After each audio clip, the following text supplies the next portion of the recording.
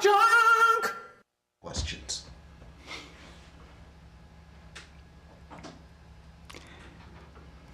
Hey, welcome to the Micheaux Mission. 2 men, 1 podcast, every black film ever made. My name is Len, aka the Bat Tribble. And as always, I am joined by my partner. Hey, this is Vincent Williams. Tonight, ladies and gentlemen, do not adjust your sets. Yes, we are once again reviewing the classic romantic comedy from 1999 that is known as The Best Man. And this time, in this YouTube premiere of our review, we are blessed to be joined by a great friend of the show, the co-founder, founder. I was about to say, nobody was there with her. Nobody was there. Watch all that. It was just her and her shadow. I was thinking, it's her and Jesus. The founder of the BlackStar Film Festival, and one of those dulcet tones you heard on the Class of 1989 podcast series. It is our friend, Maori Holmes. Hi. Hey, Maori. Hi. Hey, Maori. Good to have you back. Thank you for having me. This is the 3rd time. It might be. I think it might be the 4th. Yeah. Is it the 4th? I think it might be the think 4th so. time. You may already be. I was about to say, we got to do The like Saturday Night Do I Live do a and jacket? get her a blazer or Yeah. something. Yeah. Oh my God, yes. Yeah. All right. Yeah. Well, All right. well, there you go. All right. Well, we'll have it on the 5th. Okay. Yeah. Okay. That is the rule. That is the rule. The 5th one is all yours. Ladies and gentlemen, we're going to be reviewing The Best Man tonight as we stream live to YouTube and Facebook from Yunk Junk right here in Manayunk. And shout out to everyone out there in the chat. Deborah Battle, Aaron Fry, Robert Monroe, Blue Girl 718. I see you all out there. Hello, hello, hello. Good Huzzah. evening, one and all. All right. We are going to have a whole lot of fun and talking to Maori about The Best Man and about the BlackStar Film Festival, Absolutely. ladies and gentlemen, Absolutely. which is coming to Philadelphia in 3 weeks, August 2nd through the 6th here in Philadelphia. The BlackStar Film Festival, which I'm going to go out on a limb. Maori won't say this, but me and Vince, we've done the tally. This is the best film festival in America, hands down. Hands down. You know, you got your Tribeca. Yeah, Tribeca. Get that out of here. Get that out of here. And it's cold. It's cold up in in Colorado. Yeah, Sundance. Sundance. Sundance is way on out of here. But BlackStar just keep on giving. It keeps on giving and giving and giving and giving. Yeah. And that is all because of you. And all jokes aside, Thank we are big fans. Thank you. Like, we are big fans of the BlackStar Film Festival. Thank you very much. Yeah. So how BlackStar? This is what year? This is number 12. Number 12. Wow. Yeah. Wow. Jesus. Yeah. Man, did you think when you started this so long ago that you would still be here and it'd be thriving and big as it is now, 12 years later? No. No. I had no idea. I mean, the first time I did it, I thought it was just once. Thought it was one and done. Really? So every year was a surprise that we were able to, the first 9 years, it was raising the money from 0 to 100 every single year. So I did not know that we would be in this place. Oh man! Now, if I can ask you, was there a moment in this gestation as BlackStar is going on? Was there a moment that you think back on now? It's like this was it. This was the moment where it took the turn and it became a thing. Well, it became a thing the first year. That's true. To even do it again, it was because people were knocking down the door, like, when is the next one? And we had so many people come out to that first one. People came from Germany. They came from, other cities. Like, it was like people were really serious. And Ebony called us the Black Sundance in year 1. So it really took off, and it was just, that was a shock. And then it continued to be shocks every year after. You know what? That's very apt, like the Black Sundance, because it's not just, if you're Black, all ones are welcome. You're very curated about how you put this together, right? Yeah, we are. That's been, I started the festival wanting to have a space to curate myself as a curatorial project. I no longer program the festival, but that was the impetus for beginning it. And we definitely have a very, very strong curatorial hand. We initially started out making the festival for Black people from the African diaspora, and then we expanded to include people of the global majority. So we often say Black, Brown, and Indigenous, or if you have to say BIPOC, although we don't really like that, that is who the festival represents. But we're not just about representation. We're really interested in getting at form and how form can be basically like just torn apart, Think about the conversations that we've had with some filmmakers, Khalil Joseph, Terrence Nance, Arthur Jafa, Jatavia Gary, like people who are thinking about film the way we do jazz, you know? And you think about the moves that people of color have made in music or in sports, and we haven't done that yet in film. Largely because it's so expensive, you know? So it's challenging to be risky with such an expensive medium. But there's a lot of room to push up against the form. I guess like the experimentation more recently has been just because of the equipment as opposed to like the art form Right. It itself, seems like right? things are a bit more democratized, just with cost. Well, no. Really? I mean, democratized is such a tricky word because even if you get the film made, who sees it?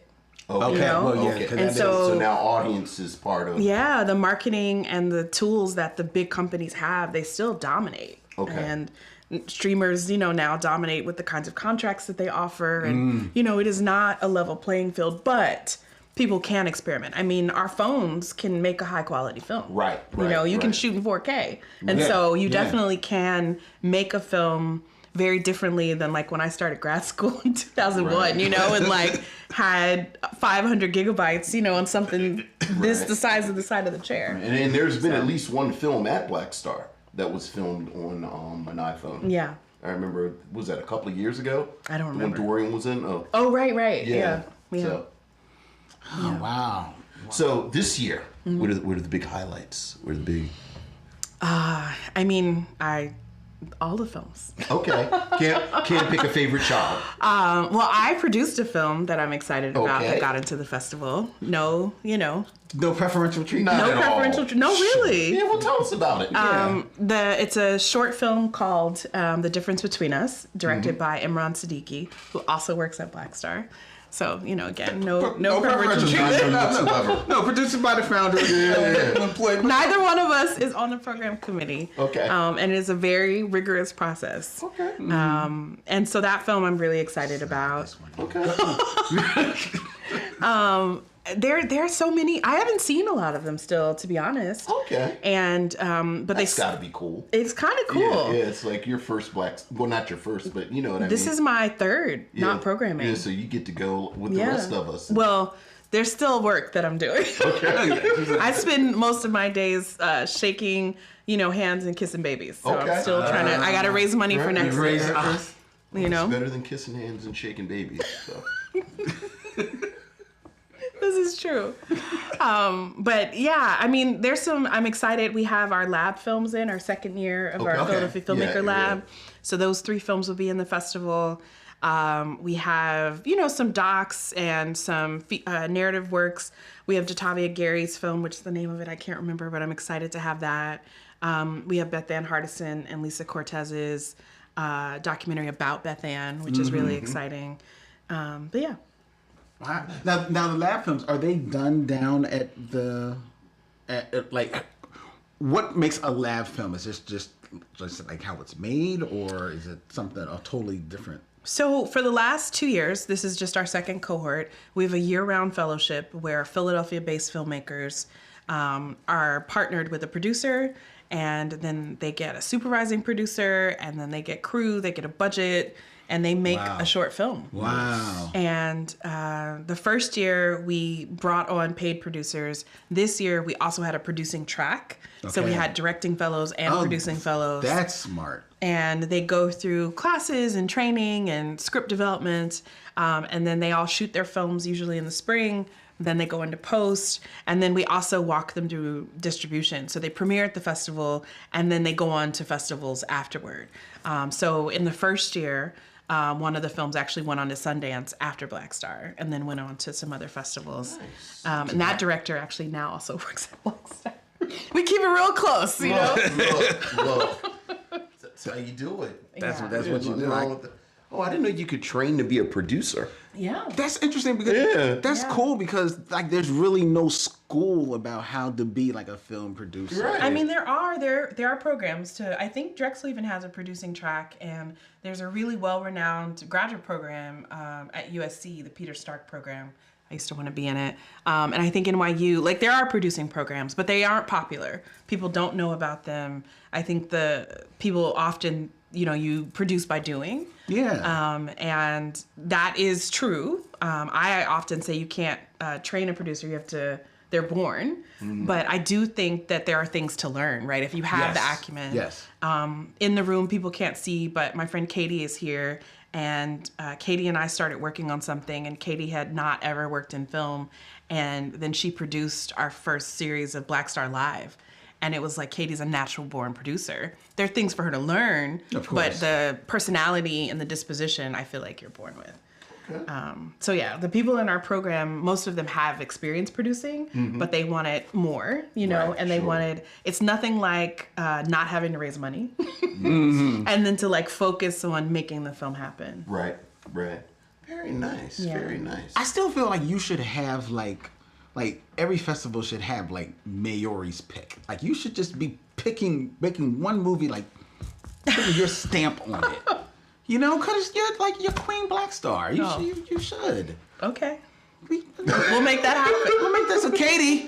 Oh, Katie, make that so. Make that so, Katie. I'll talk to the right people. All right. Queen BlackStar should totally be your Twitter handle, too.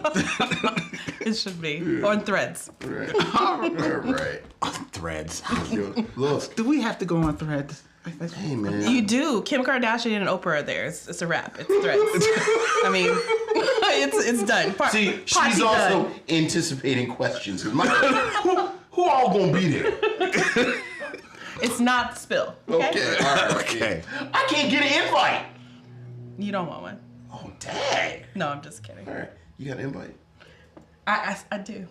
Can you send me an invite? I'll text it to you. I did last week. I was like, damn, am I not black? How come I don't got an invite?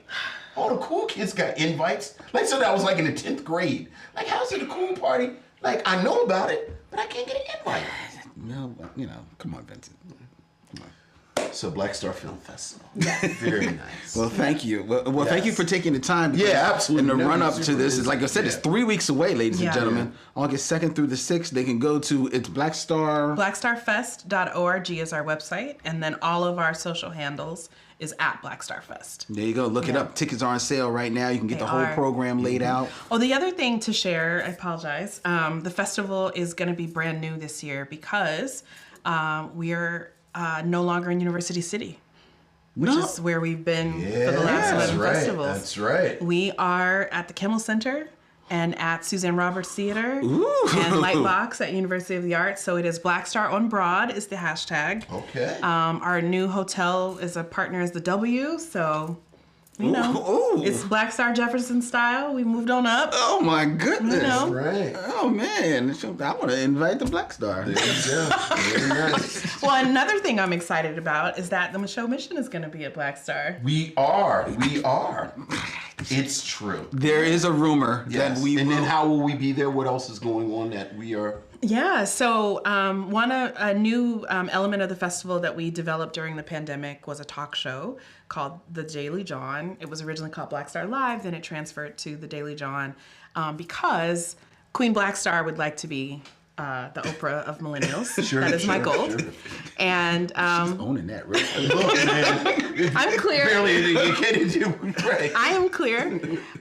If anyone's out there watching that can make that happen, give me a call. Manifest it. And so we had been practicing with this talk show element, but it was partly to create some camaraderie between the audience, the virtual audience, and us. And so the first year, our hosts were all in their individual homes, and we created a Brady Bunch window and we, did the show. The second year, there was no audience. And then last year, we had an audience. And people really loved the show.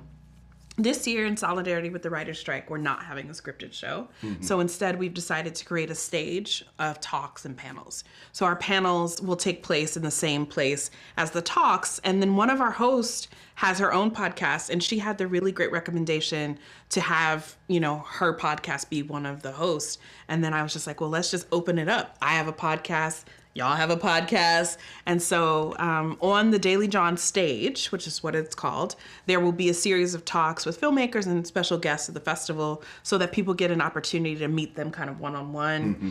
And then there will be panels. And then each day, a single podcast will record an episode. Oh, dope. Yes. Yeah. That is dope.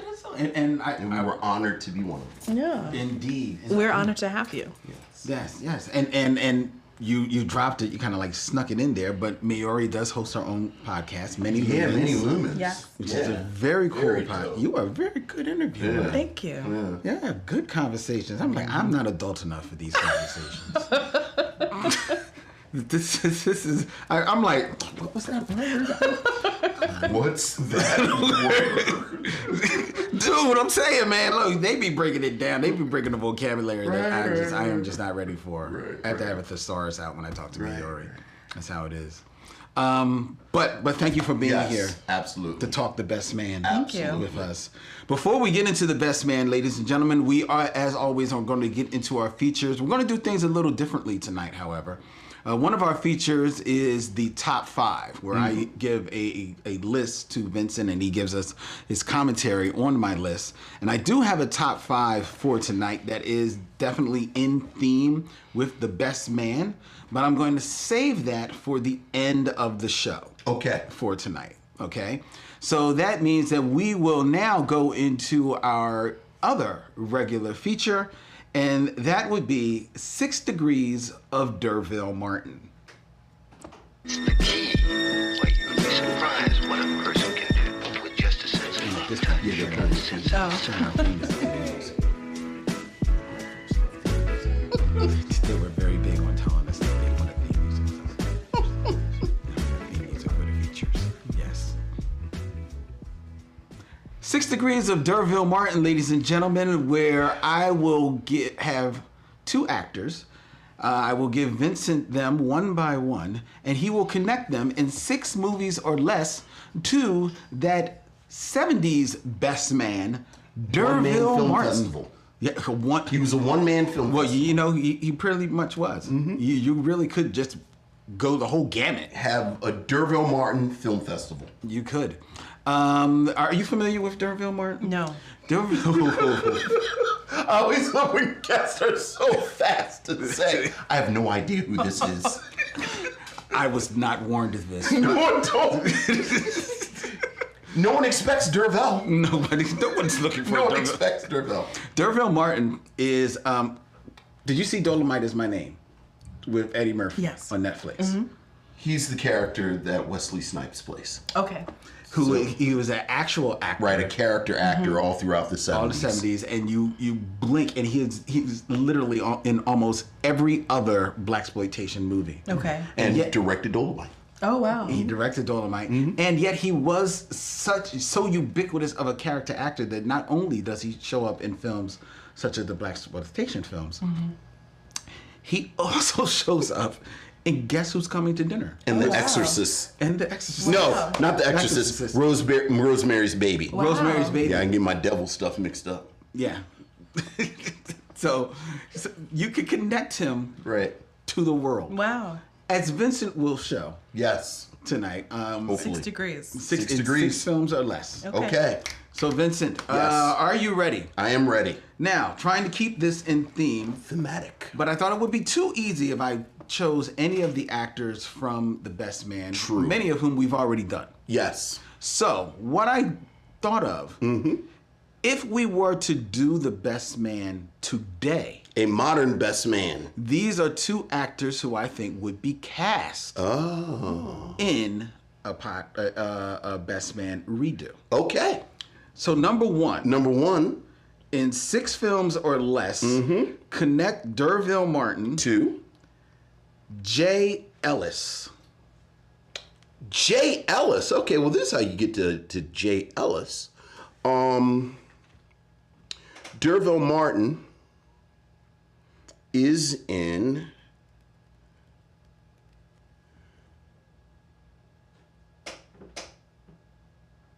the final come down with Billy D. Williams. Yes, he is. Billy D. Williams is in, let's say Lady Sings the Blues with Richard Pryor. Let's say that. Richard Pryor is in Harlem Nights with Eddie Murphy. Very good.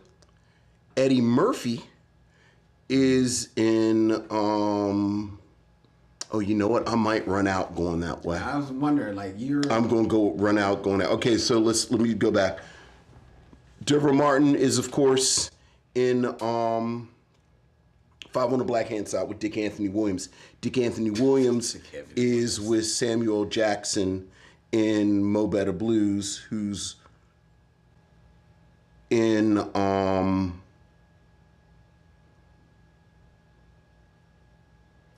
not an easy one to get to. He's not, because Jay Ellis is in the new Top Gun. And then Jay Ellis is also in... I would think Top Gun is probably your easiest bet, though. Right. So really I got to get to Tom Cruise or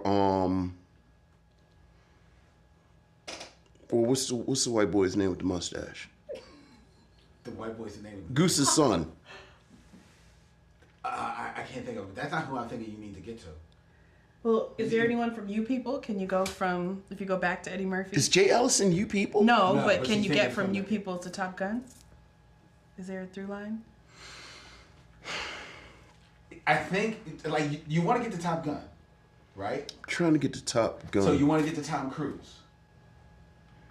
But using Tom Cruise, you can get to what movie is he in with a black person?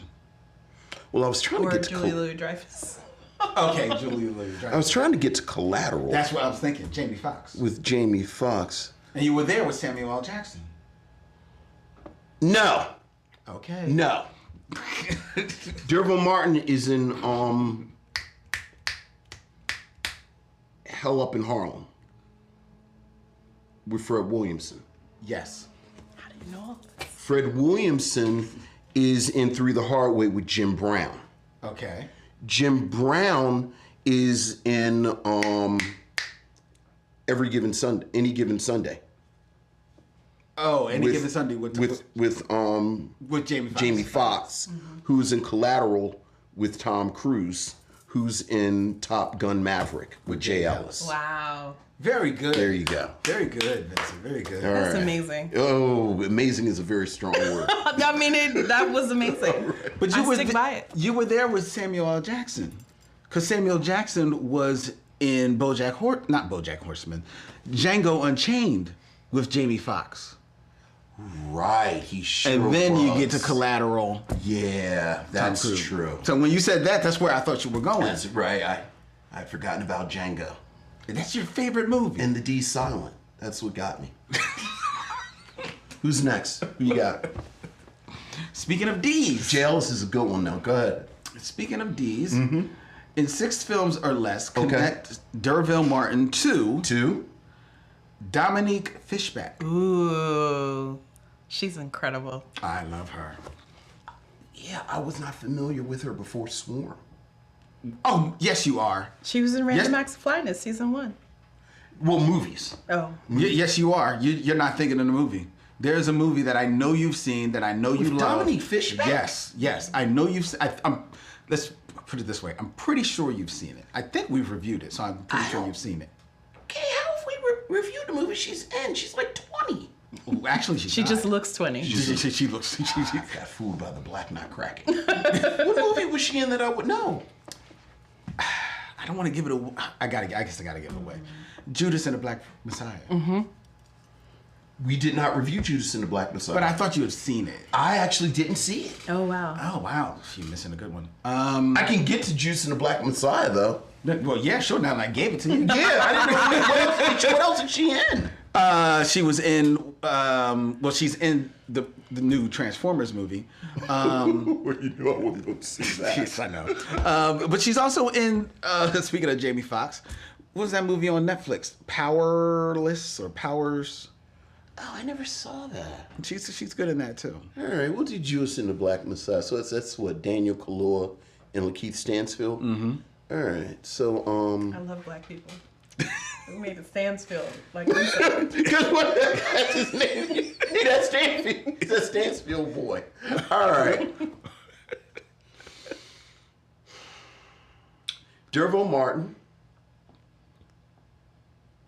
is in... Oh, okay, here you go. Derville Martin, and I'll go the way I was going to go originally. Or sort of that path. Derville Martin is in The Final Come Down with Billy D. Williams. Billy D. Williams is in Lady Sings the Blues with Richard Pryor. Richard Pryor is in Which Way Is Up with Margaret Avery. Margaret Avery is in The Color Purple with Danny Glover. Danny Glover is in Sorry to Bother You with Lakeith Stanfield, who apparently... I think you win it. No, that's 5. Okay, all right. And then the 6th is she's in Judas and the Black Messiah. There you go. With Dominique Fishback. There you go, Vincent. There you go. Excellent. Thank you. Thank you. So Well there you done. go. Well done. I was hoping that you would pick Issa Rae so that I could bring up Regina Hall and use an original cast. Like, I was hoping I could use an original cast member. That would have been too easy. I know. That would have been too easy. Issa Rae's not that easy. She hasn't been in a lot of movies. True, but also Issa Rae, I think, and it probably is unfair to her, but I think that if you were to cast the movie right now, they might say she might be a little too old or too well known for a redo of it. That's interesting that you Too would well say known. she was too well known. Nia Long was well known. She was, but when actually listening back to like when we reviewed it before, I was surprised that the Best Man was one of her first starring vehicles. Yeah, I was about Was to it say. before Love Jones? No, it's 2 years after Love Jones. Right, I mean- Yeah, but like it's still one of her first ones. It's kind of like in like her coming out phase. It's like a leading woman to me. It is kind of, and not to bleed into the review, but it is kind of interesting how the Best Man made some of these people black icons. Yeah, Like you kind of it's like sort of before Best Man, after Best Man. Yeah. And Nia Long is an interest because I would say in Love Jones made she her was an all, icon. and Yeah. that's after The Fresh Prince. And the film where she was Whoopi Goldberg's daughter. okay, but the fact we don't know the name of the movie, I don't know if that one really helps on the icon status. Whoopi Goldberg's daughter. Yeah, it was called like American something, and she was Yeah. Okay. Well, Oh, it's also after Boys in the Hood. Yeah. Yeah, Nia Long's already royalty Well, by okay. the Best Man. it's interesting. From Boys in the Hood, she's royalty. Yeah. Well, I mean, it's after interesting The you Fresh say that Prince, because she's I think royalty. that going into this movie, I think probably the royalty of this movie is probably Nia Long and Morris Chestnut. Yes. Yes, Would you say? absolutely. Yeah. Yeah. Absolutely. I don't know if I've told you all. My mother and I recast things. This is weekly. I remember you saying that. And it would be fun to totally think about. I want to do this exercise. Like but who? maybe at the end of Maybe our at the review. end, yeah. Who is the new Best Man? Oh, please. I would fail, though, because I don't know anybody's name. But Okay. I'd be like, that girl that's in that thing. That girl with the stage one that feel had on boy. that shirt.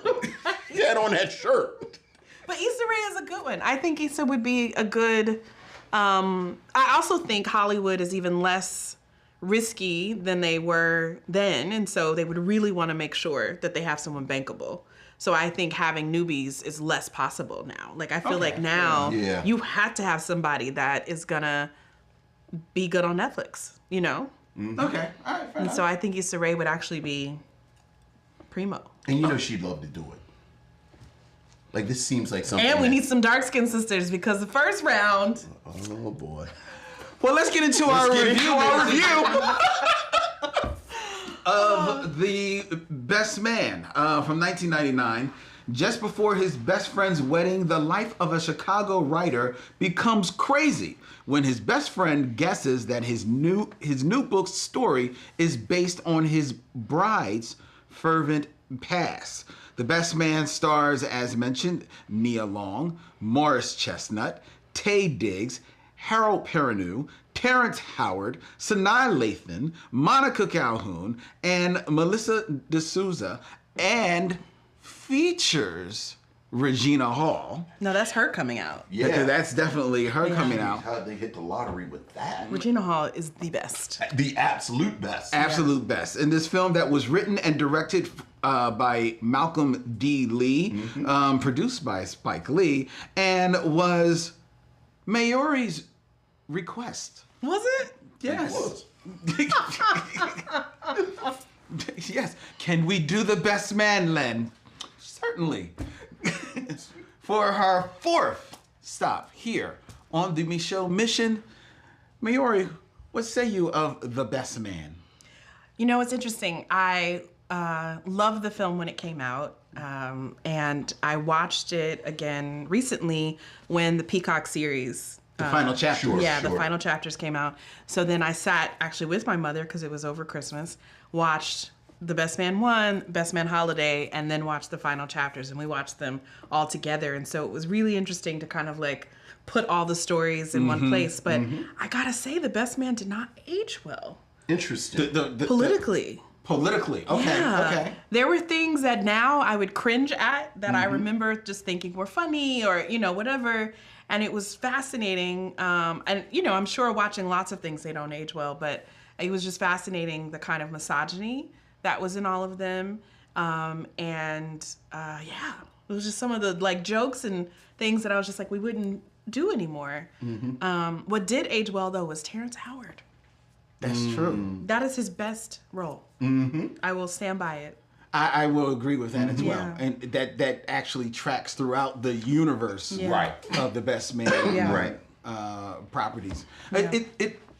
It in a way makes sense, one, because of the times, the kind of like the blatant but quote unquote forgiven misogyny that is on view in this film. Yeah. Because Malcolm Lee has said that, you know, his mission was to write a romantic comedy from the male point of view. Sure. Yeah. Absolutely. So it kind of makes sense that a lot of that is like up front and center. Yeah. For you to kind of like get a peek behind the veil of like how the guys are talking. Yeah. Actually, so. And they're relatively young men. No. I mean, I'm not dissing them. These are men that I would have been dating, but it was just like watching it now and hearing the conversations and thinking about the, you know, the dancers and, you know, just the way that they're being referred to. Like, just, we have hopefully all changed. I definitely have changed in terms of like my relationship to respectability and so it was just fascinating. But it was not a knock on the film. It's still really... Still really came away like enjoying the movie, Yeah. enjoying the performances and Yeah. what have you. Yeah, I watched it and watched it again this weekend when I actually sat with the universe and watched it in total. And I found myself watching it and okay, yes, I fell in love with Nia Long all over again. I'll be perfectly honest, I did. Because she was in her Nia Longest. Yeah, this is... but I also found myself like, whereas at one time I felt I maybe identified with a couple of the guys there. I found myself looking at them and seeing a little bit more caricatures, except in, like you said, the Terrence Howard character. He feels like the most fully formed character there, because everybody else is kind of like playing like almost like a stereotypical role a little bit. Harold Perrineau's the best friend, good guy, and, you know. Morris Chestnut's the jock, and Harper Taye Diggs is, you know, the writer, kind of smart guy. Of course, he is also AKA. What is your description for Harper? Oh, he's the worst person to ever exist in fiction or nonfiction in recorded history. The worst? Worse than Rami, worse than like... I don't like to speak in hyperbole, but ever since we've been keeping records as a species, Harper is the worst person in human record. Okay, all right. And where I don't know if I ever saw it, like, I certainly didn't see it the first time, but then I saw the movie. And the first time we reviewed it, I hadn't heard your take yet. Yeah. Oh, yeah. So I didn't see it that way. But now watching it, I'm like, oh, this guy is he's a total ass. The very first scene, he's an asshole with his girlfriend. Yeah. I'm like, wow. This one thing about him, he's consistent. Yeah. Like through the Best Man holiday, through the decade they cover in the Best Man, the final chapters, like Harper is just terrible. Yeah. But I think it's a testament to Taye Diggs. How charming Taye Diggs is. I think what I enjoy about the Best Man is this real kind of time capsule. Yeah. Where you see these actors at this moment where they're so young. Mm-hmm. And we say it on here all the time. There are some people you understand why they became stars. Like immediately. And you know, besides Terrence Howard, who I think is fantastic, you know, just to echo you two, I think his actual performance is fantastic. Yeah. Nobody in here is doing like classic work, but I think actor by actor, they all have this it factor. It was a Destiny's Child of films. Yeah, Everyone it was a really lead. like you. Every single person is a lead. Yeah, and you see it from the very beginning. Yeah. I think the respectability politics, like you said, kind of bleeds off, and it's a little cringy. It gets really bad in the current season. It's actually worse. Oh my God. The final decade. The final chapters is a whole mess. But sorry, I digress. No. I do always say that this is. I always felt like this is part of that crop of films that was sort of almost. People saw it as counter programming, like with all the hood films and this, that, and the other. Yeah. And you know, and it's like every Negro in this film is bending over backwards to let you know we're not like them. Right. We have credit cards. We know about brunch. Yes. I've been to law school. Now we know about Right, like everyone is very sort of. Everybody's got their resume on. Right, there. everybody, you know, like, they all know how to use a salad fork. Like, you know, and I think that's just part of the time. Yeah. But at that moment, this is the template for everything that follows. Like, I don't think they got it 100% correct, perfect, but they got it better than everybody else because everybody else is just trying to rip them off. right, Yeah. right, You know? exactly. Rip off that script, rip off the chemistry Yeah. of this, because that. Yes, you see the stardom popping off of them, but the chemistry that they exude actually works in this film. And Except between Taye Diggs and Sanaa Lathan. except It's never there. Thank the Lord, it's not there at all. Because when Between my favorite things, Scate and Sanaa. It's 2023. Yeah. I don't think it was ever there. No. In any of the projects. No. I know, No. I know, because I actually watch chapters again before watching the film. I watched this film today, and watching, I was like, that's just. Why are they together? Why are they together? Yeah. I mean, why is she looking down at this little man? The Negro proposes to her 45 seconds after Jordan says, No. this isn't happening. Yeah.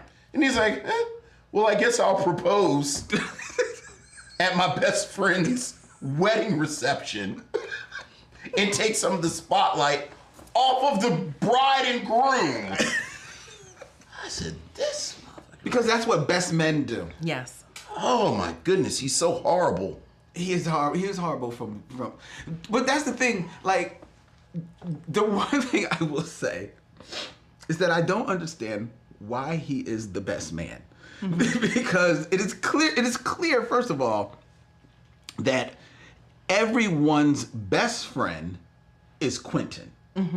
So, despite whatever Harper and Lance say they have got going, Quentin's everybody's best friend. Quentin's the one who is 100 with everybody. Right. He is the one, like, he jokes at merch, but he still keeps merch like this. Yeah. Like, Right.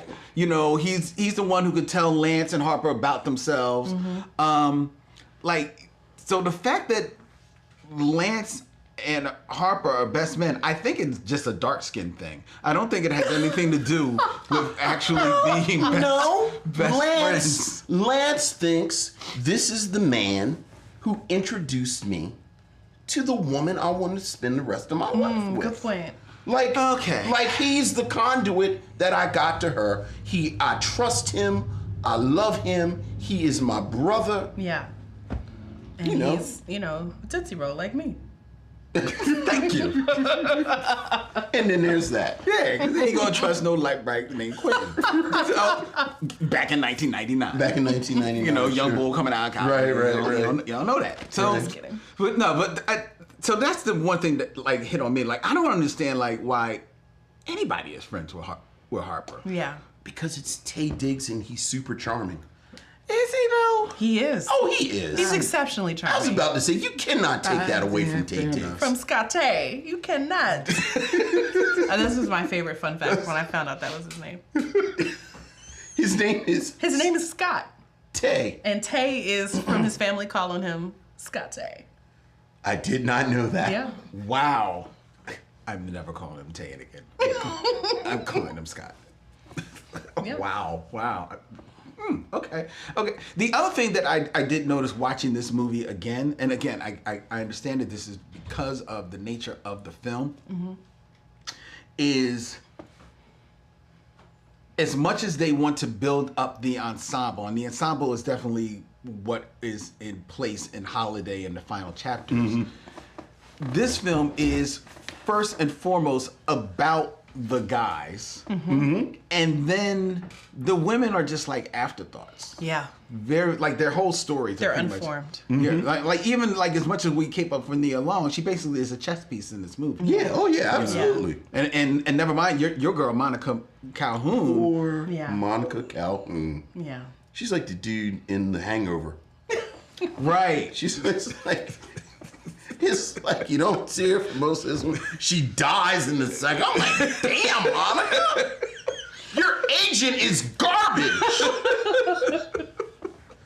Oh, I love Monica Calhoun so much. She Yeah. just does not get her No, due. none of them are formed. I mean, that is really true.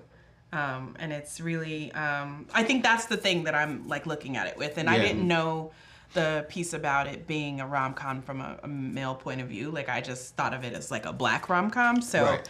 I was not looking at it like that. So I think watching it and realizing how little agency the women have, or like how little depth they have, and some of just the maneuvering between all of them, it just was gross. But that didn't hit you when you first saw it. No, I mean in 1999 I was 21. Okay, so you just get lost in it. Yeah, I just thought it was, funny and charming, and yeah, even with the second one, I don't think I thought that either. I thought it was so nostalgic, and then it wasn't until watching it again this year that I had these thoughts. In a lot of ways, doesn't that kind of mirror the experience of the movies? So, like as you get older, Right. Like That's true. I think Or music. right, any of it. Yeah. I said it a few minutes ago. I think what rang true about these characters is that they did strike me as how young, Yeah. I'm a young professional in 1999. Yeah. And that's how people kind of carried themselves. Yeah, and I'm sure I kinda cringed at myself. Right, and then you get a little older, and it's not as bad. And then by the time you get to the best man, the final chapter, people are halfway having an existential crisis. Yeah. What does it all mean? I was listening to our review that we did before, and our guest at the time, Tia Whitfield, of I think she's got a company now, Sunkissed Media. She was mentioning that because you were talking about Harper. Yes. You were going on about Harper. Yes. But she was actually mentioning, I wonder what you think about this, Maori, that she thinks, Harper notwithstanding, the other shady person in the movie is actually Mia. She saw Mia as like the shadiest person in this because Mia knows about Lance and all the women that he's dealing with, right? And knowing about all of that, she just, like, I ain't got no time to go messing around with like this dude. I'm just gonna go bam right to your heart, and me and Harper gonna get it on, right? And then I'm always gonna have that in the chamber. But do you feel like she sought Harper out, or was it an outgrowth of their closeness, right? Like, because isn't the story that they, like, Harper liked her first and then, like... I don't think they ever Harper, pointed that he liked her like that. I feel like there was, like, something they made up in the third chapter that there was, like, maybe something there. Well, just in this movie. Yeah, sorry. Let's just do it. And Harper is an unreliable narrator. Right. But going by the book, she sought him out. Right. Yes. Because of Lance's. Because of the relationship with Lance. But does that make her shady or does that make her wounded? Because hurt people, right? So is that her reaching out, like, if I don't have any agency in this narrative, and my tool as this person's chess piece, the way to get back at him is this. And does that make her correctly, a villain? I'm going to die with this secret.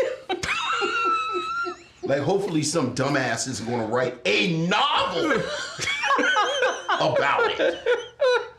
Yeah. And I'm just going to, go to my grave with this secret. I don't know if it makes her a villain. She's definitely not the, like, pious person that Lance needs her to be. I think it complicates her. I think it complicates. Yeah, it makes her interesting to me. Yeah. Right. Yeah, and I don't think Tia's viewpoint that it villainized her in any way, but just like she was a lot more complex than the movie tried to make her out to be. Well, because the thing about it is that we are all capable of darkness, right? Yes. No one is pure light. And so I think we have to embrace that we all have that in us. So even this concept of villain is sort of like people become villains. And so, I'm not trying to like do the Joker or anything right now, but it's sort of like, I don't even know if Taye Diggs' character is a villain, I mean, when we meet him, though. Right, no. He's pretty consistent. He does pretty bad things. Yeah.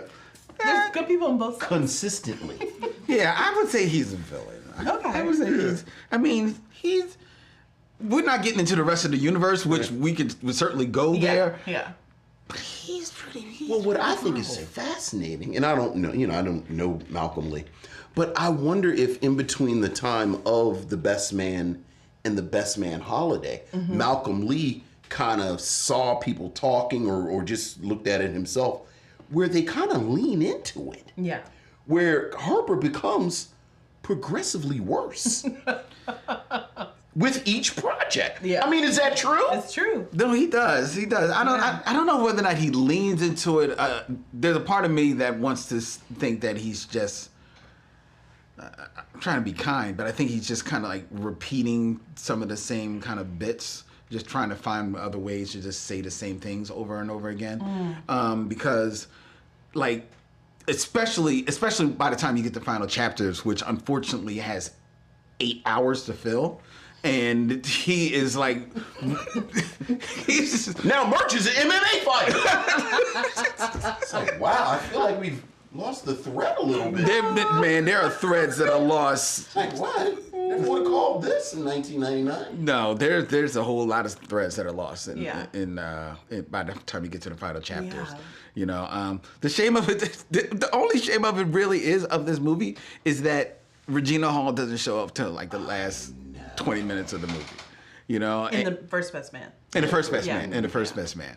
And even then, she's not given much to do. Yeah. But well, she was completely unknown. Yeah. I know. I know.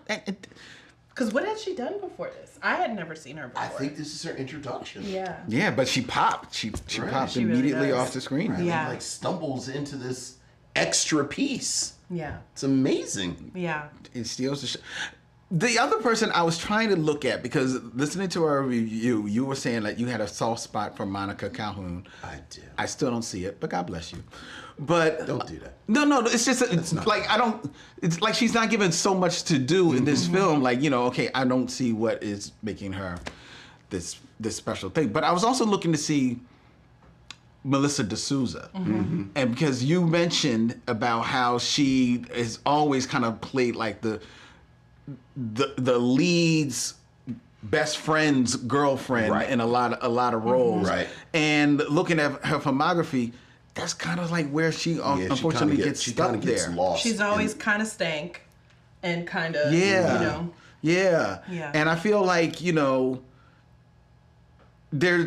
I think I see a little like there's more there.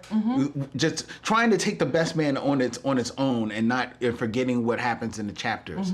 And I think, okay, I think there's a little bit more there, but she definitely is played as like, the comic relief a lot of times. Yeah.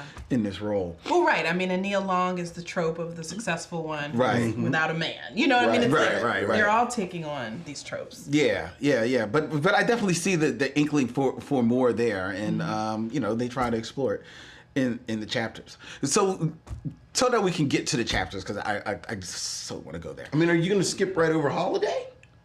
So I think Holiday is super important in the best man mythos. Okay, no, and we could go Holiday. The best man universe. Yes. We could go Holiday, but I want to tie a little bit of a bow on this film, the film we're actually here to Yes, technically review, absolutely. The Best Man. Look. How have you not seen The Best Man? Of course you're going to go see The Best Man. Everybody needs to see The Best Man. Okay, but would you still recommend the Best Man? 100%. It's definitely it's a capsule in time. It's foundational to black film and black culture. Like, you got to know The Best Man. Okay, Yeah. Look, I gotta ask the question. You're the one for structure, I gotta ask the question. Yeah, but I mean, it's The Best Man. I felt like, this, I felt like part of the reason Maori chose it, because, we just talk, right? Yeah. Like, we all know about The Best Man. Like, she didn't pick some obscure Caribbean film that they only showed at the Schomburg in 1972, which is what I wanted you to do. No. I said, Maori is going to bring it. You don't know how he's not lying. He's not lying. Yo, Maori's gonna be on the show. Okay, what's she doing? I was like, well, yeah, just let her pick. Maori pick something. She picked the Best Man. Oh, Because I feel like that's fun. I'm not here to have fun with you. He always want to do some work. Right. Maori's supposed to come in here and they put this together with field songs from Memphis in 1925. And Terrence Nance put it together and did the ukulele music. And I'm like, wow, go on, Maori, talk that talk. Yeah, all right. So, You don't I'm know. sorry. Next that's the time. point. Next time. next time. Next time, I'll give you an obscure Caribbean art film. Right, from like 1985. 86. Yeah. That they found in like a suitcase in a warehouse. Well, it only shows in 16. Only. Next time she's gonna come in with roll bounce.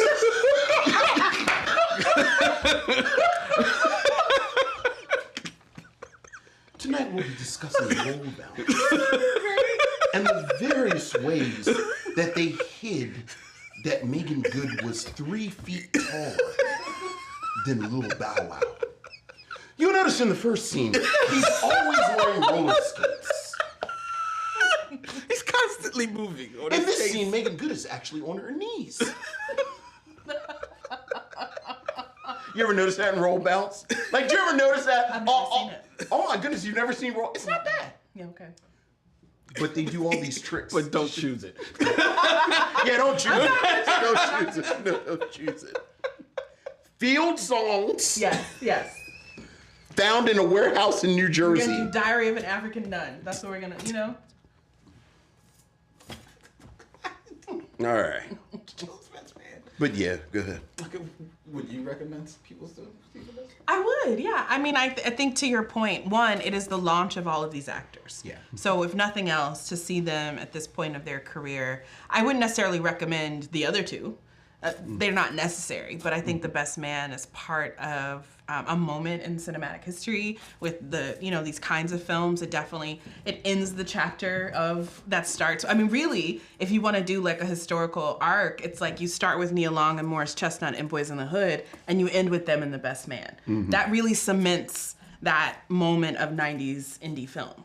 right? Like those years between 91 and 99, that's the end. The Best Man puts a bow on it. Right. And if for younger people, I think, who maybe haven't seen it, it's like to look at that and then look at Insecure in a different light. To then look at, Run the World or, any of these other sort of newer takes on the sort of black bougie rom-com. I think to see their forebears would be fascinating. Yeah.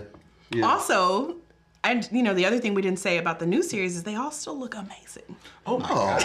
Oh. What a blessing they were all alive. And they all still look incredible. Some of them better. I say it all the time. The biggest flex, and I don't know if it was in Holiday or in the chapters, where they did the age progression, which with each actor. Oh, I missed and that. I think that's chapter. Is that in the chapter where they show them from Best Man and all of them? Yeah. I was like, boy, these black folk, they doing it right now. Yeah. Yeah, because I think Taye Diggs and Morris Chestnut look better They now. do look better, especially. They do. You good? I had this in a You moment. You alright over there? Morris Chestnut in the chapters when he's grieving his wife and he has all the, company. Oh, not at the swimming pool when he's about to get into the swimming pool. No. When they open that door and he's. Hey, I always think that's because he has that robe on, and I always feel like that was Malcolm Lee saying he gave the brothers Nia Long in the robe in The Best Man, and then it's like a tit for tat thing going on. That's a good one. Oh well, he gives him plenty of Morris in this because that I'm thinking of when he goes to the pool and he like totally goes sans robe and anything else before he dives into the pool. I feel like he eats a lot of lean meat, vegetables. Probably more cardio than lifting. Like he wants to don't want to be. Well, that's true. Now I never felt my age anymore than there's a scene in the chapters where him and Taye Diggs come into the house and they seemingly have just played basketball, right? I say seemingly because they look like they just got out of the roles, but okay, they said they just played basketball, and they're easily like the movie makes the series makes no doubt. Doesn't hide that all of these people are like in their late 40s, early 50s. They sit down in the kitchen after playing basketball and they're still breathing. That's a lie. Because I am over 50. I've played basketball. There's no breathing after you play basketball when you're over 50. There is only resuscitation. Right. That is it. I feel like Morris Chestnut probably has It's not even fair. Probably doing like Tabo. He's probably doing a lot of Tabo. And Scate, if you watch it on Instagram, he's very fit. He's also doing this dancing. Dancing, probably swims. Yeah. Probably a swimmer. Pilates. Broadway some guy. Pilates, right. It's easier on the joints. Yeah. Oh God. Okay. So let's go to a Holiday because Holiday is, whew. Well, you know what It's fascinates a me about change Holiday? of pace. It's a completely different tone. Yeah. It's a totally different. Where again, I think I always forget how frothy Best Man is. Yes. Yeah. Yes. Best Man doesn't get really messy until the fight. And even with the fight, it's almost played not for laughs, but like it's like It's not played like it's not like right. It's danger. almost farce. Yeah. Yeah. But Best Man Holiday is like. Yeah, and just to give people the 411, Best Man Holiday, which came out in 2013, when college friends reunite after 15 years over the Christmas holidays, they discover just how easy it is for long-forgotten rivalries and romances to be reignited. And this is the film where now Regina Hall is really made a member of the cast because she's married to Murch. They're 15 years in. They have the kids. Yeah. It kind of deals with a little bit of reconciling of her past as a stripper.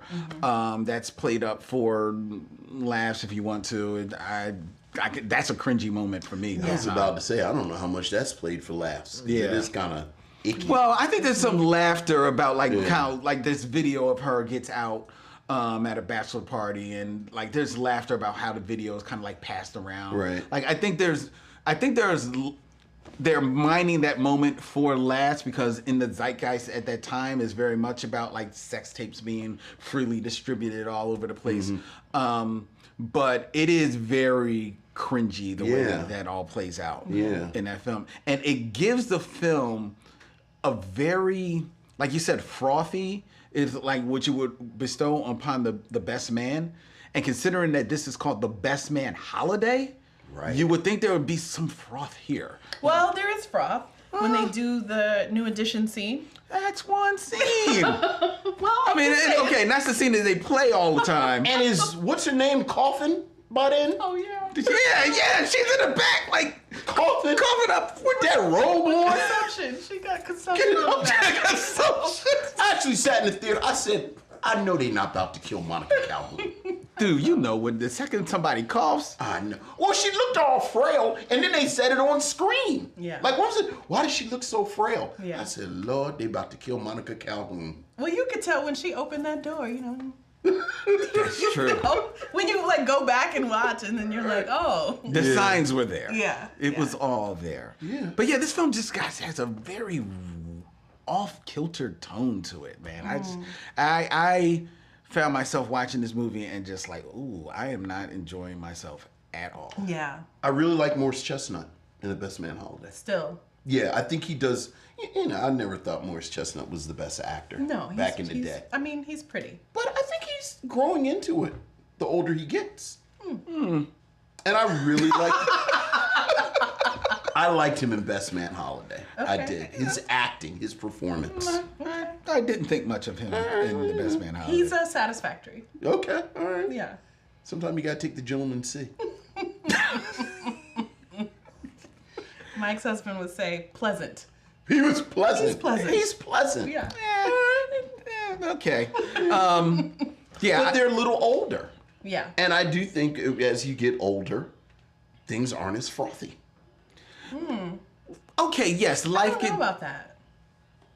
I mean, not all the time. Yeah. Why do you say that? Well, no, I mean, I'm not gonna veer us off, but I mean, in terms of a film, you can make a film frothy with older people. Oh, yeah, but, you know, not these people, because you know when they were young. Okay. Like, I feel like if you have older people frothy, you got to start with them old. No, I don't agree with that. No. I think this film could have been a little bit... It could have been a hell of a lot lighter. It definitely would have been lighter. than it was. Hey, y'all, I feel better. I understand. I think I get what you're saying in that, like, you know, life gets more complicated as you get older. So yeah, there's that. But I think the way that this film handles it is not very. And it also felt like the writing in this one wasn't as sharp. It felt like things just kind of happened because the plot said it had to happen, as opposed to like just there's more of a natural feel. I said it in our review. I thought that the Best Man Holiday was a cash grab. It was just an opportunity. By then, while all of them are kind of like, or most of them are like stars, you know, some of them have maybe lost a little bit of their sheen, you know, maybe not getting the roles that they always going for. They're getting a little older, longer in the tooth as far as like, you know, the zeitgeist of the time. And you kind of like fall back on where people know you best. And I felt like there was a lot of that on. And now, because of, you know, it's not just the four guys. Now, Nia Long, Sanaa Lathan, Regina Hall, they've all got, you know, the same gravitas.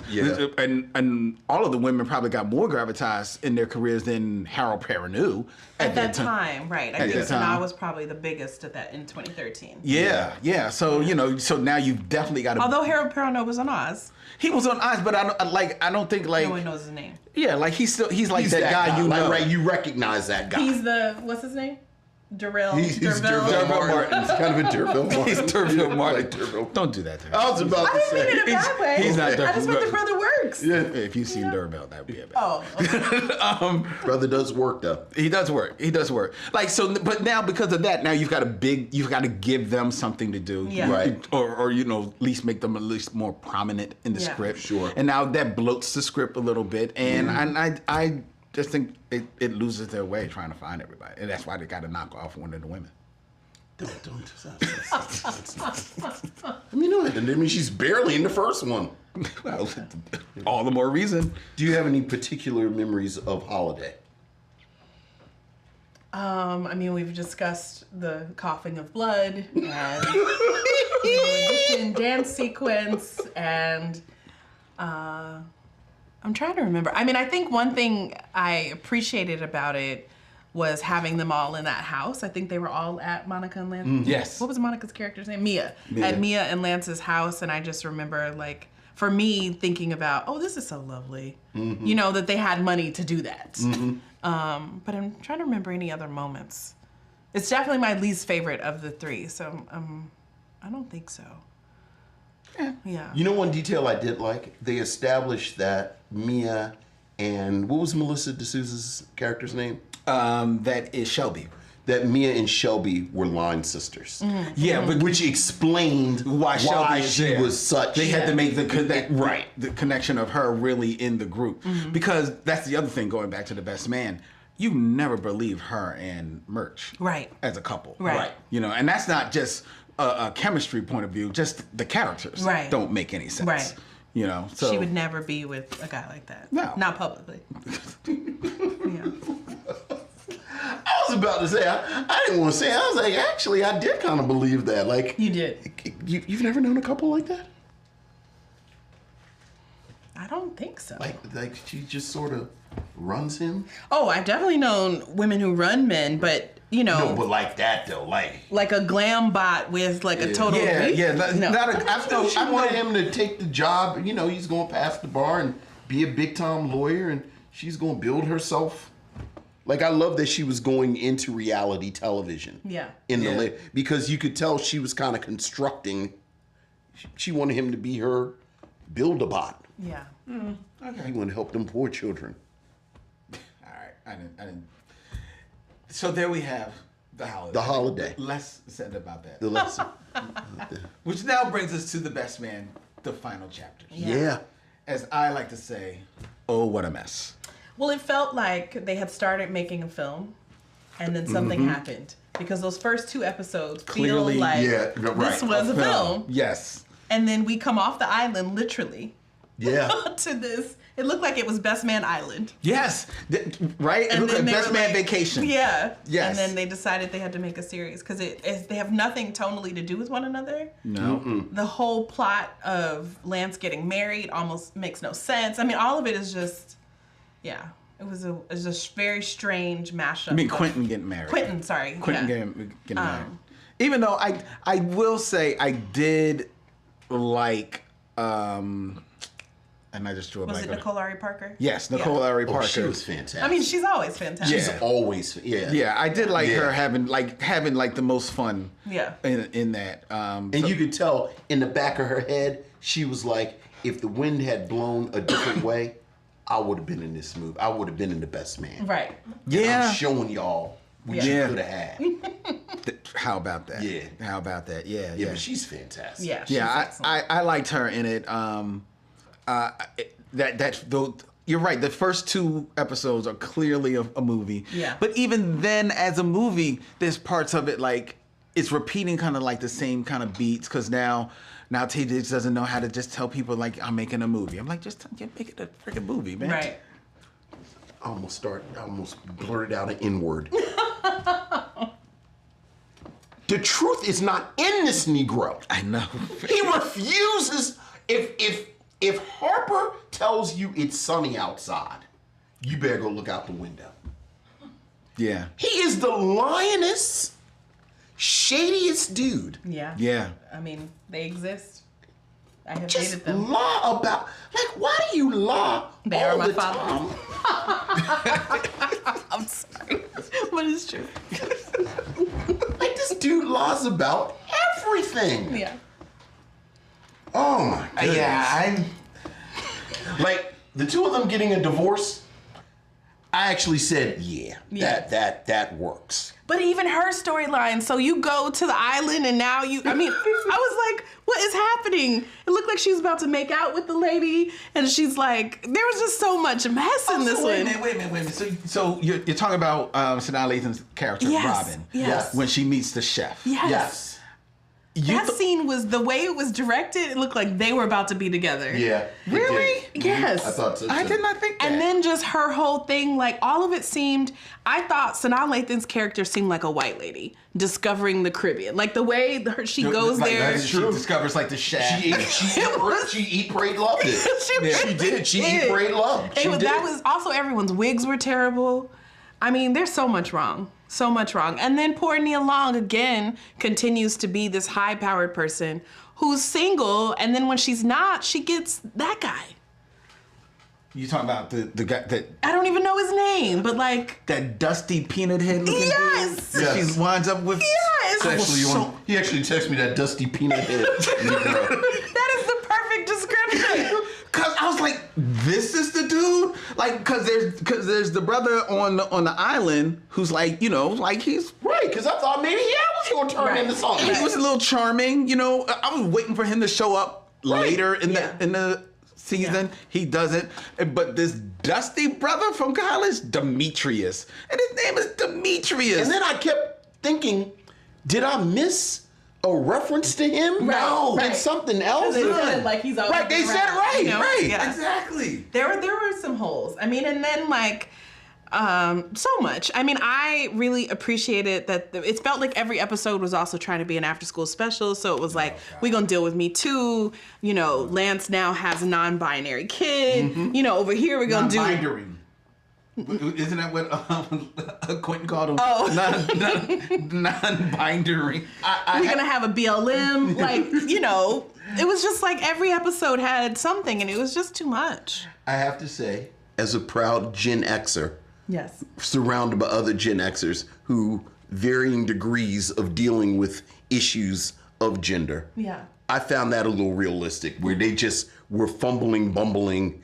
And No, I wasn't upset with how they treated it. I'm just more like, why did every episode have to be today's issue is, Right. Yeah. No, I thought I the just way thought they... it was hilarious. No, that and they it just was sweet could that- not wrap their heads around.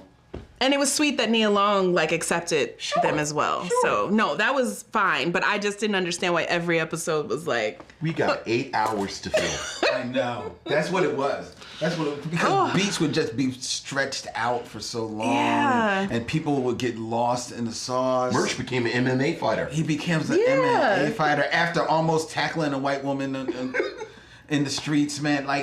There's stuff that made any sense. But I want to go back to Robin and the woman on the island. Oh, sorry. Why are we going back to that? No, only because I didn't read that as them going to be together. It was, I did read it definitely as all of a sudden she's discovered the Caribbean. Yeah.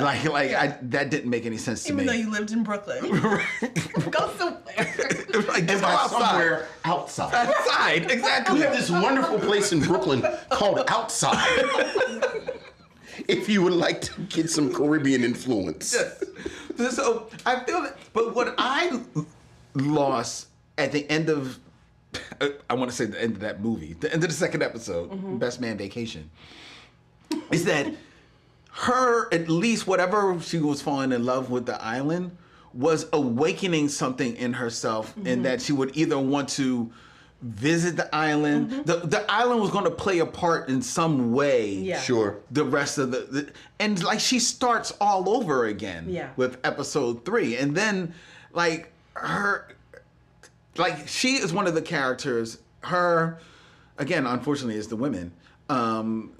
Nia Long, who I think just really just get lost, and they try to do something with Candace, Regina Hall's character, and That was too much too. that was they way don't too. really know They what to- they didn't know. She gets Me Too'd by her professor, Yeah. and then she discovers mushrooms. I mean, it was just all like, what is... Yeah, but she discovers mushrooms. But she discovers mushrooms. Then she has weed.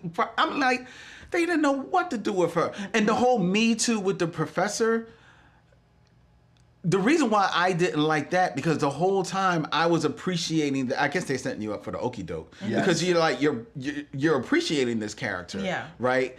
And his turn at that point seems very out of the blue, especially because it seemed like he had an opportunity to go there before. Well, I mean, I think similar to the way that was realistic, dealing with the non-binary child was realistic. That is what happens. Some of our most beloved. I mean, what did we learn today? That David Adjaye, beloved architect, has all these sexual harassment claims against him. Yeah. So I mean, that is what happens. It is That's the true. people that you admire the most, often. You know, that then you find out have shady dealings, and it's not always, at opportune times, right? It's like it's calculated. Right. And at that point in the show, I just figured, You were like, they got another. I know it's going to be something with this dude. Yeah. There's just one more thing to Like check he's off. secretly her father, or like, so I knew it was going to be He's a weed dealer or Right, something. right. He was going to hit his head and have amnesia. Like I knew it was going to be something funky with him. Yeah. Very true. Very true. Go. I do like that Jordan said to Harper, "I won't be a soft place for you to land." Like I loved that she finally kind of said to him, "Go do something with yourself. Yeah. That's not me." Yeah. Which is also something that happens at a certain age. Yeah, yeah. But all jokes aside about Harper, I am fascinated by how this character moves through this series, because I do think in the first film you are meant to like him, like he's the protagonist. He's the obviously he's made this mistake, but I think you are meant to like him, and I do think by the time you get to the third one, the writing has kind of embraced that Harper is not cool. Because all of the characters, like by the end, all the characters are basically channeling Quentin in the first movie. Yeah. Like, dude, you are not cool. Yeah, So- that's very true. Very true. I'm looking at the chat. RMJ Movie Reviews writes that he wishes the miniseries would have delved more into Lance's unpredictable behavior from the grief of losing Mia. And I'm assuming he's talking about how he wowed out on the island. Right, and then he's going to be football. He's going to go back to football. Well, I thought they did delve into it. I mean, he tries to go back to football. yeah, recapture his youth. They definitely address these apparent sex workers or special friends that he has around, and then he finds his salvation in also a Caribbean woman. Also a Caribbean one. Yes, the only callback from the first From the episode. movie. right, from the third movie. Yeah. Which of all the callbacks, I appreciated that. Yeah. If going to call back that. And Sean Simmons mentions that Harper is a dummy for writing the book, but taking it to the next movie, Mia let that relationship fester and waited until she was knocking on death's door to fix it. I mean, that's not Mia's to fix. Like, she fixed her relationship with Lance. Right. That's just between them two. Yeah. Yeah, that's true. Yeah. That's true. That's a good point. That's a very good point. Going to our top five, and we don't need to go to the music, Dylan. My top five. We have music. We do have Tons of things. Yeah. Like a Professional. Theme. Yes! That's the word. That's it. It'll be slipped on the edit. It'll be there, but we don't need it right now. The top five that I've chosen for this week, keeping in theme with the best man, is these are the top five best man wins. So these are the characters that I believe, and we can debate amongst ourselves, come out of this universe Okay. with the best story. All right, or at least come out closest to winning. So, like the best of the best man. The best of the best man, as opposed to the worst, because we could go there all day. And starting with number 4, which is actually number 4/5, that would be Murch and Candace, Harold Perrineau, and Regina Hall. Because to me, I think that their relationship in this in the series. First of all, I think that as a couple, they maybe have the best chemistry of all of them. And that's a shout out to one, just their chemistry, and two, the acting skills of the Yeah, they're both fantastic. fantastic actors. And the characters themselves, as they are portrayed, I feel the most authentic. They seem to have a healthy relationship too. Yeah. They seem to be supportive of one another. They seem to be supportive of their kids. You know, like they seem to really be a unit and not perfect. Right. You know? Yes. Right. Yes. There was a scene in watching the final chapters where Regina Hall was supposed to take the girls to like some etiquette class, but then she can't because she's got to go make a meeting with the teacher, and she asks Murch to take him, and Murch has other stuff to do, and like he's clapping back about it. It's like I don't have anything to do. Like, you know, how you just gonna expect me to do this? And what she says, she said, okay, I'm going to believe that, you know, you're expressing yourself, you know, because you're upset, but as my husband and my co-parent, did you realize exactly what I'm asking you? So I'm going to give you another shot. They've clearly been in counseling. Yes. They have some tools. Exactly. Right. And they have the conversation, and then she says, okay, please don't be late picking them up. And she gives him a kiss on the way out. Because I am a very strong proponent that no matter how mad we are at each other, we should still be able to at least show each other affection, showing that it ain't that deep. Yeah. You know, and that's what I loved about the realness of that moment. And it solidified it to me for that. I agree. They look like couples I know. Yeah. Like this looks like a healthy couple that has been together for 2 decades. Yeah. And I think it's growth out of even the holiday, because in holiday there's a little bit of still like, you know, Murch don't know what to do type of stuff that didn't ring true, considering that was still more than a few years that they had been together. Now 20 years after it, this is the rhythm that they've got, and I loved it. All right, so I'm assuming y'all would agree with that. Yeah. Oh, very good. All right. I like when I win. Number 3. This one is the character of Shelby, played by Melissa D'Souza, because, as we mentioned, I think for the first time the actress is given a little bit more to do in this, in the final chapters, of course, more so than any place else, and I think that in doing so, she shows more of her colors, more of a rounded character, but without losing the character. She still is very much, you know, like the reality star type, starlet type of girl, you know, kind of like Me First, All Eyes on Me. But by the end of the series, All Eyes on Me mean all eyes on me and my family. You know, checking for her husband. She was there with her husband as he checked on her father. Right? She had a very real relationship with her daughter, because I've watched mothers with their daughter, and that is 100% authentic. And she was still very present in her friend's life as well. And as much as she was about me, she still acted at the height of her intelligence for the character, and she was still very, very present and there for all of her friends. Like and self-aware. Very self-aware, very self-aware. And I thought that, considering where she started in this whole franchise, for her to land here was very surprising. They probably brought in, if we looked at the credits, they probably brought in some women writers. You would hope so. You would hope so. I'm gonna think so. Yeah. Let's say they did. I mean, did Malcolm write and direct both 1 and 2?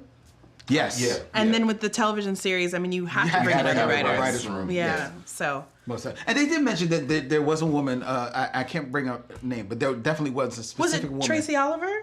No, I think it was. For some reason, I think it was like a Maya name that they brought in, who worked extensively on the script and kind of like made sure like the women were more present in this. All right, number two is Quentin Terrence Howard. Oh yeah. Because as we mentioned, this is Terrence Howard's best role. It is, man. I don't care what anybody says about Empire. This is his best role. No, it's this, man. This is this, Joe. I'm a Hustle and Flow man. Speaking Hustle of and Flow is good, though. Yeah, Hustle but and he's Flow is very good in this. He is. He's very good. He's very consistent. And, Yeah. He's 100% consistent. And he is the only one, honestly, the only one in all of these properties who sounds like he's speaking authentically. Yeah, he sounds very realistic. Right, he sounds like a real person. Everybody else sounds very staged and, Huxtable-y. Right. He sounds 100% real. But very self-consciously. Again, I really do, I'm going to go back to what I said. I think this is very much a reaction to, quote unquote gangster rap and these kind of movies. But I think that also speaks to his character, because as we find out, and I forgot they reference it in The Best Man, he's a rich kid. Yeah. So he doesn't have all that stuff. Yeah. Like, a lot of black people have that, I got to prove that I'm I've been rich, so I can just sort of B.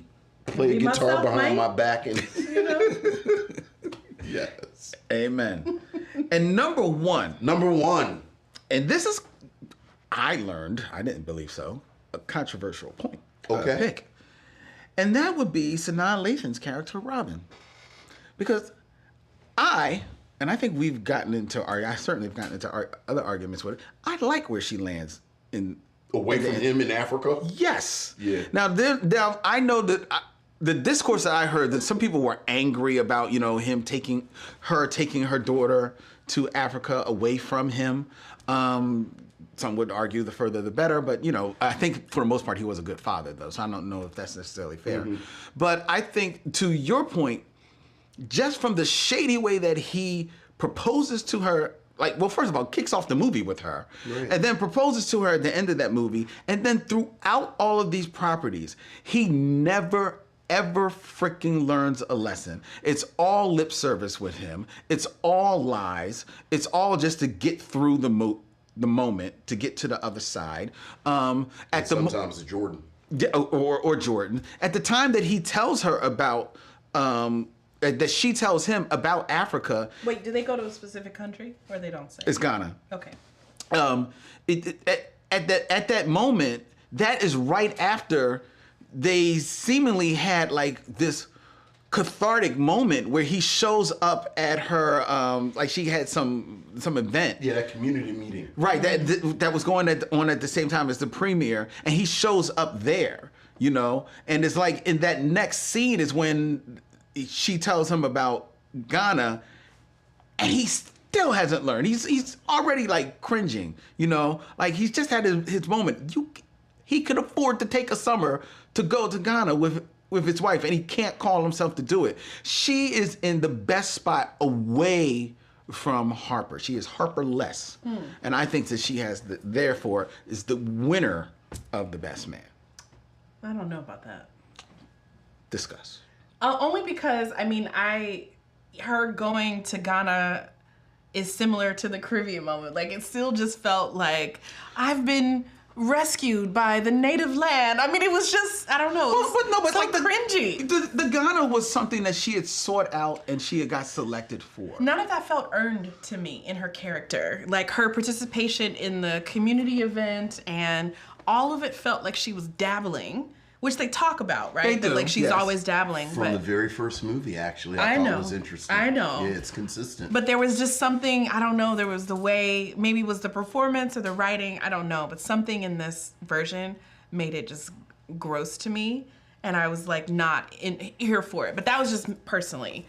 For the world of the story, and for that character, yes, she wins by being Harperless. But I don't know if I would choose that as my number one moment. I just feel like there's so many, there's got to be a different number one moment. Well, who's the winner then? If she's not the winner coming out of... I might reverse. If she could be spot 5 and put... Merchant Candy? Yeah, as the winners. I don't know if I'd use the words winner and loser, but the thing that I like about the resolution of their relationship is, let's just be real. Part of the reason that she moves to Ghana, it is vindictive. Yeah. That is in there. I actually thought it was really realistic. You know, how a lot of relationships fall apart. Yeah. Like there is a lot of anger and you know, all jokes aside, I think Harper is a bad person, but that doesn't preclude her doing some bad stuff too. And I thought that the whole Ghana move, it's a lot of venom in there. Yeah.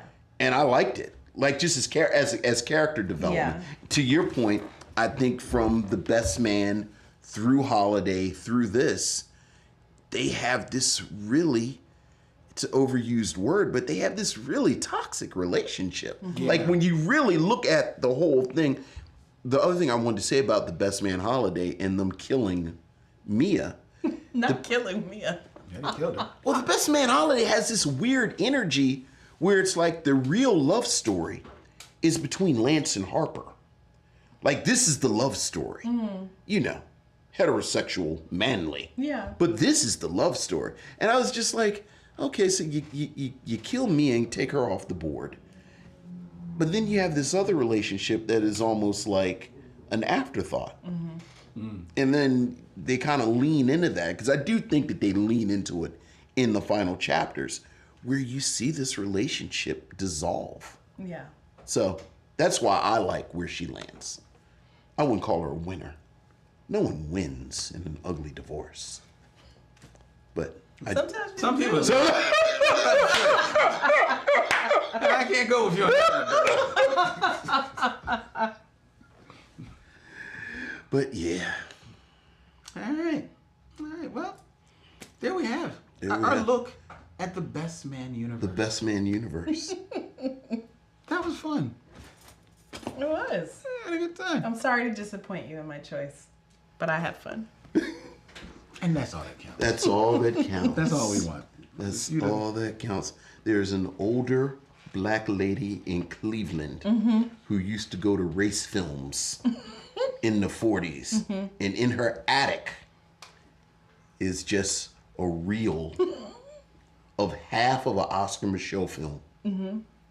And then some grad student filled in, and they had a showing at the Baltimore Theater, the Senator. I love this story. That's what you bring. Yeah. It's a, Okay. For whole pounds. It's ATL.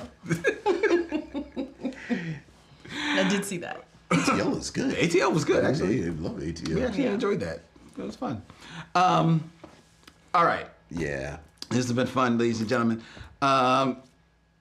If you want to learn more about Maori Holmes, if you want to take part and be at the BlackStar Film Festival, which will be happening here in Philadelphia, August 2nd through the 6th. It is the Black Sundance Festival. It is the best movie festival. Or Sundance is the white black star. I like that. I like that. That's, ooh. Mm. We should start that hashtag. That's right. You need the black nothing. Yeah. You black star. We'll start the hashtag BlackStar. Right. Can't You're do the that. white black star. All right. They're the white But black yes. stars. We'll make that so. Dylan, make that so. All right. All right. Go to blackstarfest.org. Correct. So where you can get tickets are available now for all of the showings, all of the films. They've moved on up, ladies and gentlemen. Program guide came out this week. Schedule is live. Merch is available for sale. The merch is banging. I still rock my Black Star sweatshirt every Yeah, it's a nice place. sweatshirt. It's very nice. It's very nice. We've got to get you a Micheaux sweatshirt. Now I realize it. Yeah. You have earned. She has earned merch. Give me my 4 P's. You know? She's earned merch. She's definitely earned merch. BlackStarFest.org, ladies and gentlemen. Get your tickets for the Micheaux, for the Black Star Film Festival, and the Micheaux Mission will be there. And we're nailing down the date right now. But we're telling you soon. So stay tuned for that announcement where we will be appearing at the Black Star Film Festival. All right? And maybe we can coax Maori Holmes to sit in with us. You know? All right, slow down. She got a whole lot to do during the film festival. I have my own podcast to do during the film. Oh, I forgot. Yes, Right. I forgot. I forgot. She's also going to be on the stage with many He lumens. gets all happy and, ooh, Maori, we'll go get some cheesesteaks. He's busy. Well, why don't you hang out with Maori, man? Just go ahead and She likes pretzel bites. wrap it up. Anyway. Don't you? Say you do. No? Oh. Anyway. Why are you here? So anyway.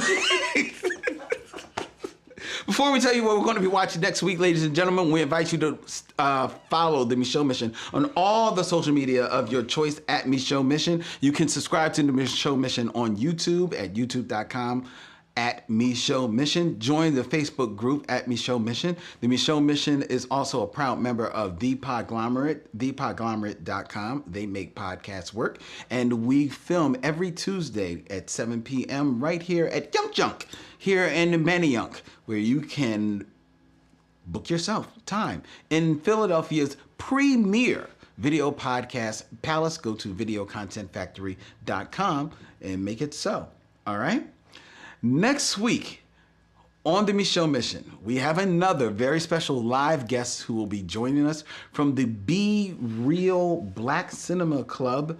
Stephanie Watts will be here joining us as we will sit down to review that noir, sexy film that I just learned Maori loves. It's called Jason's Lyric.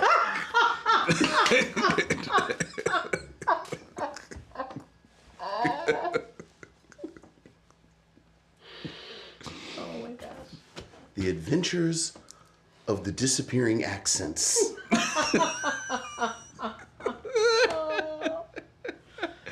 That's next week here on the Micheaux Mission. Until then, she's Maori, he's Vincent, I'm Len, and in parting we say, We'll see you when it's time to meet again.